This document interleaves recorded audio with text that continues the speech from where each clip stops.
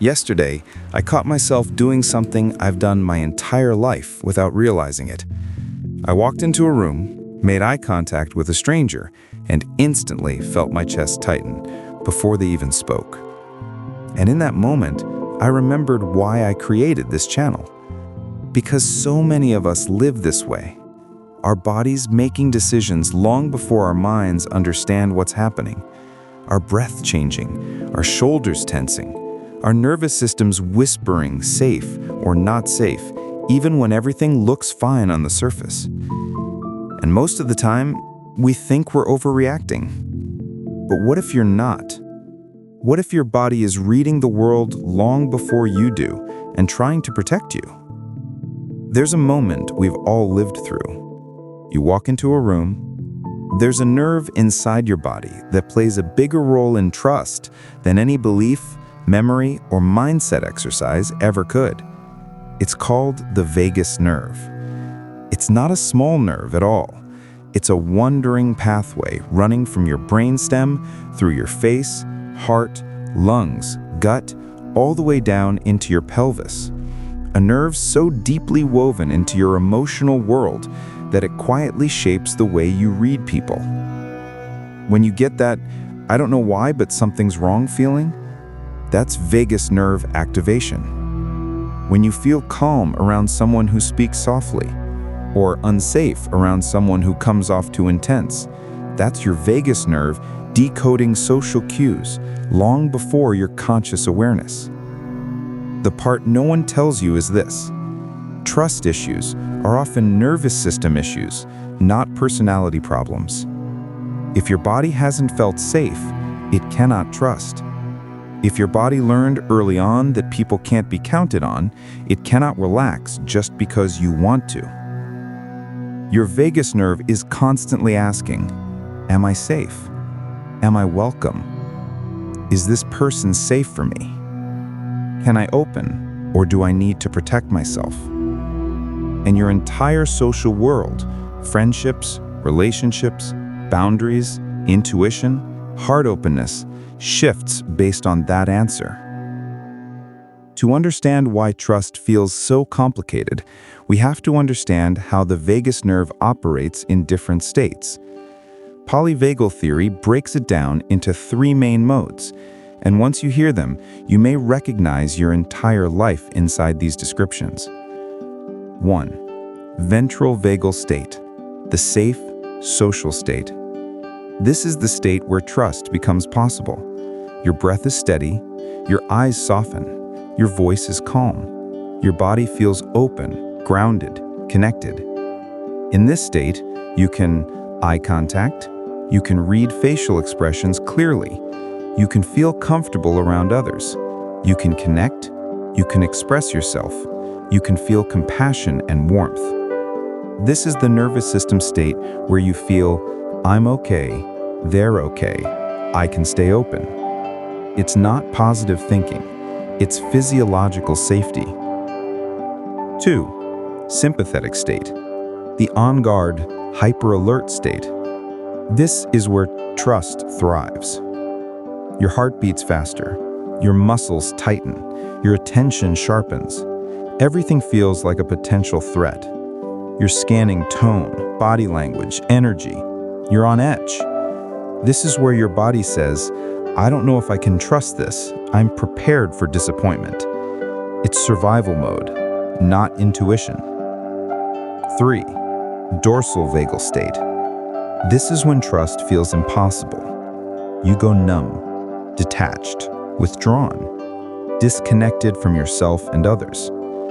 This is where you think, I can't trust anyone, including myself. Not because you're cold or distant, but because your body shut down to protect you from overwhelm.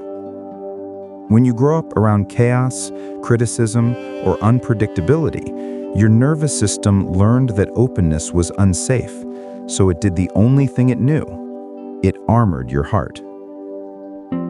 Here's the part that hits deep. Most people think they have trust issues, but what they actually have are safety issues. There's a difference. You weren't born doubting people. You learned distrust from experiences where your nervous system didn't feel protected. You learned it through inconsistency, betrayal, emotional neglect, or having to be hyper-aware of people's moods just to survive. Your body doesn't care about logic. It cares about patterns. If people felt unsafe in your past, your vagus nerve is going to keep trying to protect you now, even around people who are genuinely safe. And here's the twist. Your trust radar isn't broken. It's overactive. It's trying too hard to protect you because at some point in your life, it had to. And this is where the healing begins. Not by forcing trust, but by creating safety inside your body first. Neville Goddard teaches that your state determines your perception, not the other way around. A regulated nervous system aligns perfectly with this teaching. When you're in a ventral vagal state, that grounded, open, calm place, you perceive the world differently. You interpret tone differently. You read body language differently. You feel possibility instead of threat. Your state of being becomes your lens. When your body is regulated, trust isn't forced. It becomes natural, connected, embodied. Neville wasn't speaking about blind trust. He was talking about internal alignment. The state of safety, the state of I am secure, I am grounded, I am protected, shifts the way you interpret the world. You don't manifest trust, you manifest safety, and trust follows. This is where it becomes real and practical. You can actually strengthen the part of your nervous system responsible for trust, your vagal tone. You don't do this through thinking or affirmations alone, but through embodied shifts. Here are a few simple tools. 1. The longer exhale. Inhale for 4, exhale for 6. This moves your body into the ventral vagal state of connection. 2. Gentle head turns. Softly turn your head left and right, like scanning the room with no urgency. This tells your nervous system, I'm safe enough to look. 3. Humming or soft singing. The vibration tones the vagus nerve directly. It activates safety and social connection. 4. Placing a hand on your chest. Warmth plus pressure equals instant vagal soothing. This signals, I am here, I am safe. 5. Softening your eyes. Your eyes communicate safety faster than words.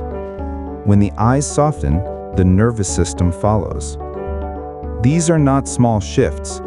These are microscopic rewiring moments. They teach your body what safety feels like, so trust doesn't feel like a threat.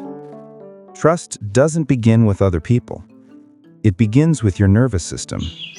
And your nervous system learns trust the same way it learns anything else, through repetition, safety, and compassion. You don't force yourself to trust. You allow trust to come online as your body feels safer.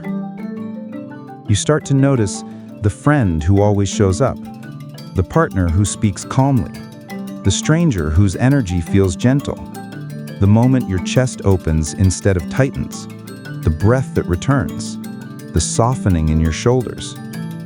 Once your body learns what safety feels like, it stops mistaking kindness for danger and stops mistaking chaos for connection. Your vagus nerve isn't just a biological pathway, it's your inner compass, your quiet protector, your trust radar.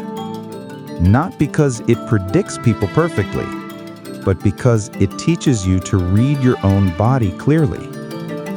And when you understand your body, you finally understand your boundaries, your intuition, your patterns, your relationships, your heart.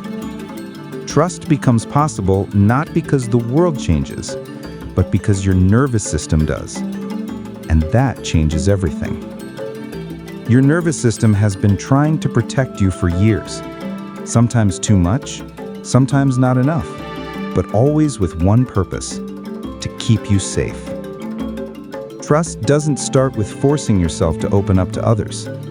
It starts with gently reconnecting to yourself, to your breath, your body, your cues, your truth. When your body feels safe, trust doesn't feel like a risk. It feels like clarity. It feels like peace. And it feels like coming home. What does trust feel like in your body? Tightening, softening, openness, or shutdown? Your answer might help someone else feel seen today.